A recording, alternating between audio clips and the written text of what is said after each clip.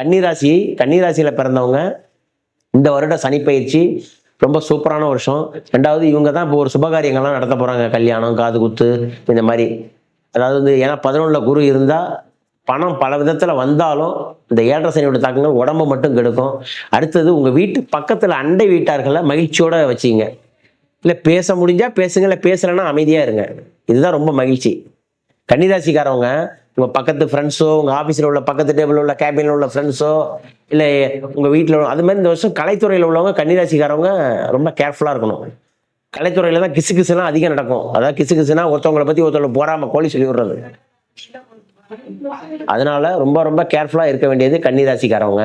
So கன்னிராசியில் பிறந்தவங்க கிசு கிசுகளுக்கு, அதாவது வந்து அடுத்தவங்களுடைய பேராசைக்கு ஆசைப்பட்டு எந்த வேலையும் செய்ய வேண்டாம். உங்களுடைய உடம்பை நீங்கள் கேர்ஃபுல்லாக பார்த்துங்க. உணவே மருந்து, உணவே மருந்து, மருந்தே உணவுங்கிற மாதிரி சாப்பாடை கண்ட்ரோலாக சாப்பிடுங்க. நேரத்துக்கு தூங்குங்க, உங்களுடைய உடம்பு சரியாயிடும். ஸோ கன்னிராசி உத்திர நட்சத்திரம் செல்ல வேண்டியது வந்து, நீங்கள் செய்ய வேண்டியது வந்து, உங்கள் வீட்டு பக்கத்தில் ஏதாவது ஆஞ்சநேயர் கோயிலோ, அப்படி இல்லைன்னா முருகன் கோயிலோ, இல்லை செவ்வாய்க்கிழமையோ நீங்கள் பக்கத்தில் இருக்கிற முருகன் கோயிலுக்கு சென்று சாமி கும்பிட்டுட்டு வந்தாவே போதும்.